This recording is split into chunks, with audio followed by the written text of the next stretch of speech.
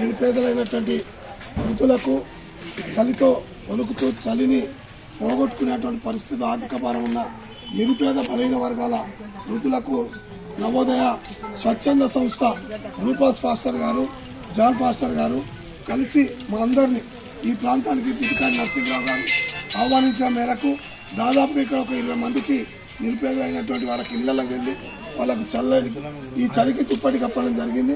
కాబట్టి రూపాస్ గారిని మాట్లాడవలసిందిగా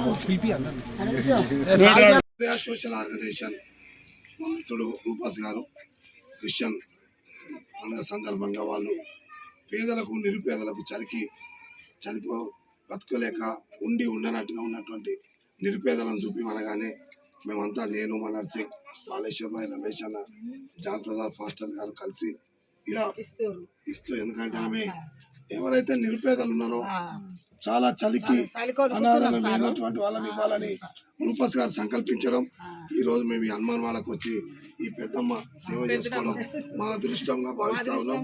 పేదలందరినీ కూడా మనందరం హక్కున చేర్చుకోవాలి. పేదరికాన్ని మనకు మనమే పాదోలే విధంగా చేయాలి. నవోదయ సోషల్ ఆర్గనైజేషన్ వాళ్ళు రూపస్ గారు చేస్తున్న సేవలను అభినందిస్తూ వారిని ఒక నిమిషం మాట్లాడవచ్చు. మా 27వ వార్డు కట్కోల గల్లీలో గోరేకార్ శివరాజ్ బాయ్కి అనాథగా చలితో సస్తా ఉంటే అనాథగా వాడు ఆమె దృష్టిలో పెట్టుకొని ఈరోజు మేము మా మిత్రుడు రూపస్ గారికి వారి నవోదయ ఆర్గనైజేషన్ ద్వారా పేదలందరికీ కూడా ఇలాంటి దుప్పట్లు, అదేవిధంగా పేద వృద్ధులకు కూడా ఇన్సూరెన్స్ చేయించే కార్యక్రమాన్ని ఈ నవోదయ వాళ్ళ గ్రూప్ ద్వారా చేపిస్తా ఉన్నాం. కాబట్టి వచ్చినందుకు మా రూపస్ గారికి, మాతో పాటు బాలేశ్వర్ భాయ్, రమేష్ అన్న, మా ఇరేక మన నరసింహరావు దిటికాడి గారు కూడా ఉదయపూర్వకంగా నమస్కారం చేస్తూ ఇలాంటి పేదలను మనం ఆదరించాలి, వాళ్ళని అభిమానించాలి, వాళ్ళకి సేవ చేయాలి. నిజంగా వీళ్ళకి ఎవరైనా ఉన్నప్పటికీ సేవ చేసే దాంట్లో ఎవరైనా మనం కులమైన, మతమైన, బంధమైన మనం సేవ చేస్తే మన పిల్లలకు మనకు కూడా పూర్తిగా దేవుడు భగవంతుడు ఆశీర్వదిస్తాడు. కాబట్టి ఇలాంటి నిరుపేదల పట్ల మా రూపస్ గారు చూపిస్తున్న ప్రేమను మేమెంతో వారిని అభినందిస్తూ మున్ముందుగా కూడా వారికి గవర్నమెంట్ ద్వారా వాళ్ళ సంస్థకు 2 ఎకరాల గవర్నమెంట్ స్థలాన్ని కూడా ఇప్పించే కార్యక్రమాన్ని కూడా ఏర్పాటు చేస్తామని తెలియజేస్తూ నవోదయ వాళ్లకు హృదయపూర్వకంగా అభినందనలు. మా హృదయపూర్వక నమస్కారాలు తెలియజేస్తున్నాను. దయచేసి మేము చాలా చిన్న వాళ్ళము, అనుభవం లేని వాళ్ళము, అయినా కానీ దేవుడు ఇచ్చిన మా యొక్క తలాంతును బట్టి మేము వాడుతున్నాము.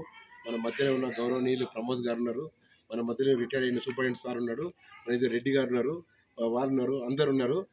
వారందరికీ మా హృదయపూర్వక ధన్యవాదాలు.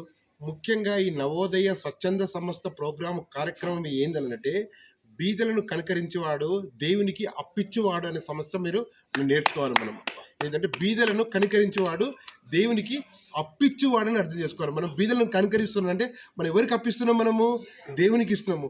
మనము 3 పువ్వులు 6 కాయలను 3 పువ్వులు ఇస్తే దేవుడు మనకేం చేస్తాడు? 6 పువ్వులు ఇస్తాడని మనం గ్రహించుకోవాలని మొట్టమొదట మనం నేర్చుకోవాలి. First point. సెకండ్ పాయింట్ అంటే మనము ఇక క్రిస్టియన్ దాంట్లో ఏమని రాసిందంటే నిన్ను వల్ల నీ పొరుగు అని ప్రేమించమని తెలియజేసింది. తర్వాత నీకేమన్నా 10 రూపాయలు అంటే మనకు 5 రూపాయలు ఇవ్వమని చెప్పిండు.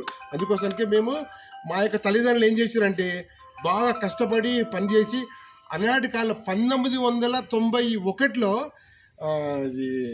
ఆమె కలెక్టరమ్మ గారి, నల్గొండ కలెక్టరమ్మ గారి దగ్గర మా అమ్మ అవార్డు తీసుకుంది. అప్పుడు మేము మా అమ్మ ఏం చెప్పిందంటే పోయేటప్పుడు బీదలను కనికరించాలని ఆయన అని అంటే ఆ విధంగా మేము కనికరించి చేస్తూ ఉన్నాము. ఇటువంటి విషయాలను మీరు కూడా మాకు సహకరిస్తే ఇంకా మన భువనగిరి పట్టణంలో ఇంకా చాలా ముందు భవిష్యత్తు వెళ్ళగలుగుతామని మేము హృదయపూర్వకంగా మనవి చేస్తున్నాము. మీ అందరికీ నా యొక్క హృదయ